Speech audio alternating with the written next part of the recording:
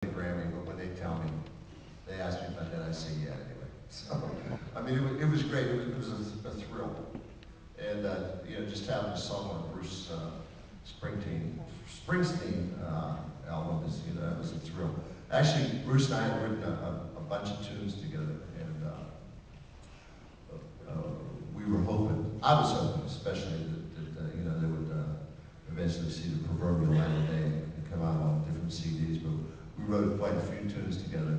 Code of Silence and another song called Another Thin Line were sort of a twofer that we wrote at the same time. In fact, he graciously let me record Another Thin Line, so that's going to be on my new CD. And he sings, we do a duet on it, and he does two ripping, just blazing freaking guitar solos on it. So if you want to hear some old time Bruce Fender Telecaster screaming, that's great tracks. Played two great solos. How do you write a song with Bruce Springsteen? How do I write a song with Bruce Springsteen? Well, funny you should ask. I just happen to have a harmonica in the right key to tell you the story. Well, Bruce and I had, I went out to Los Angeles, right? And I come back from Los Angeles with two songs that Bruce and I recorded. One was Chain Smoking, and another one was called Never Be Enough Time to Forget About You. And I had played Bruce maybe 15 songs, and politely speaking, he said they weren't good enough. He said, you can do better than this, you could write better than this. And when I got back to Pittsburgh, there's a legendary steel mill in Pittsburgh, used to be legendary, called Homestead. You students of history, you know the significance of Homestead and the Homestead strike and the breaking of the Union and you know, Frick and Carnegie and the whole 9 yards. I was friends with a lot of guys that worked at the Homestead mill. And my band, the Iron City House Rockers, in 1980 had set up their first food bank. And Bruce had contributed that through the years, helping food banks stay alive and the kitchens, the soup kitchens that I believe are still running in Pittsburgh in some places. And I'm still friends with a lot of steel mill workers today. Of course, there's no steel mills. It's a big freaking shopping mall, but where the steel mills used to be, so they're long gone. When I got back to Pittsburgh, this is a long-winded story. Hang with me, it gets better. When I got back to Pittsburgh, a friend of mine, I was playing in the morning, I was up, he said, Joe, he said, here is a book that I think you should read. And he has me a book that's titled Homestead. It's the history of the town. So I read the book, and in the later chapters, they're talking about how Bruce and I helped steel workers. I was working in the ghetto. I'm a special education teacher. I don't know if any guys know that, but I work special ed. I'm here only for Act 48 credits, by the way. I work in special ed, and my specialty is the well, they used to call them severely emotionally disturbed at the time. Now they're called emotional support, I believe. And I was working in the ghetto, and I was working with mainly really bad, criminal, crazy kids. People used to ask, well, what are you doing with these kids? I used to tell them, well, basically, I'm keeping them company until they go to jail. That's how bad my kids were. And I'm working, and I'm driving, so I write most of my stuff in my car. I always have a pen and pencil. I don't know what it is about getting in the car, but it makes me think. So I wrote the lyrics to this song, Homestead, in my car. So Bruce calls me up, and he invites me to New York, and we finished the two songs that we're working on. And I give him the lyrics to Homestead on a wing and a prayer. I was like, well, worst he can say is no. I said, Bruce, I wrote these really good lyrics, and I had tried to get the music to it, and my music that I had come up with for that particular song, I didn't think was as good as the lyrics of the song.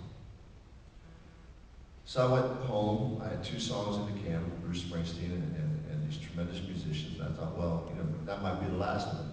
And when I get home, I go back to work. Now, I've been calling off sick. Well, I've been calling off sick. I should have taken days and not getting paid for them. I'm completely honest about taking off days. So I was working with Bruce Springsteen, yada, yada, yada. Don't dock me my pay. I was going to miss a few days here and there. So for some reason, the head of this school I was working at had like this thing against Bruce Springsteen. I don't know if it was right-wing crazy or what. He got a real bug up his ass, spur up his ass about me working with Bruce Springsteen. And my supervisor came to me and she said, "Joe, if you work with Bruce, if you miss school again to work with Bruce Springsteen, we're going to fire you." This is honest to God's true story. Now, this is in the worst ghetto in Pittsburgh, where they can't keep people. Oh my God. And I show up every day. Kids steal my car, burn my car. I get spit on, got dog shit thrown at me, got punched in the head, kicked, and they're going to fire me for working with Bruce Springsteen.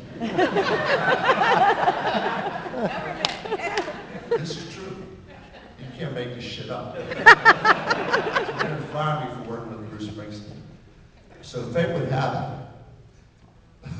Sunday night, I get a phone call. "Hey, Joe, this song's great. Listen to this." And Bruce plays it to me over the phone. He says, "I want to record this." I said, "Well, when?" He says, "Tuesday." So I said, "Okay, I'm in." So I call off sick.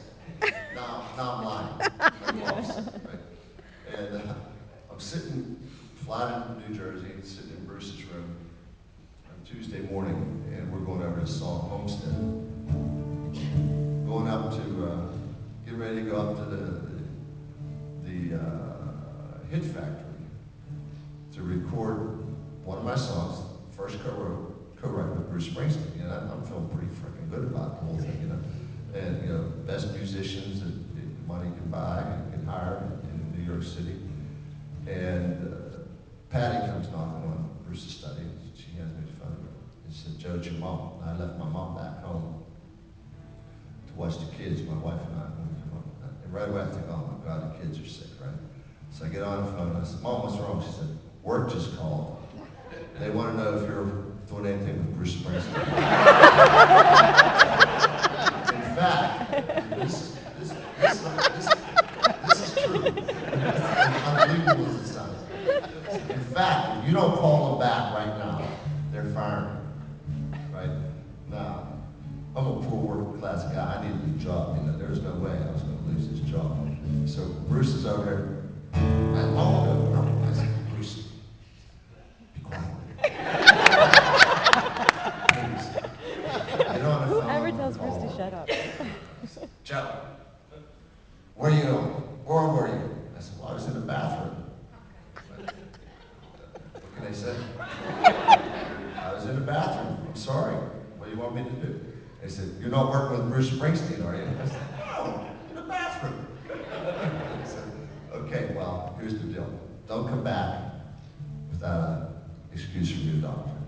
I said, "Okay, no problem. See you later."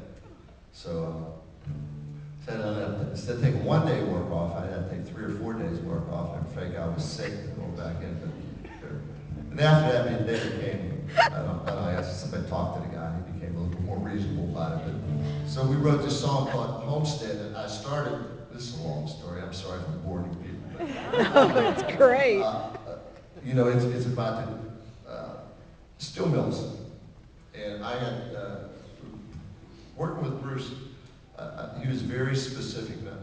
Now our working relationship is mainly, I come up with most of the ideas for the songs and the bulk of the lyrics, and he was putting the music to them.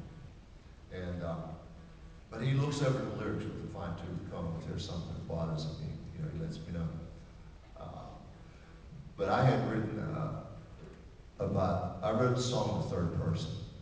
But I was born in the coal fields of Kentucky, and I was born in Pennsylvania. But I was writing about a steelworker guy that was named Kentucky, and he moved up to Pennsylvania at the height of the Vietnam War, and was working with three shifts in the mill.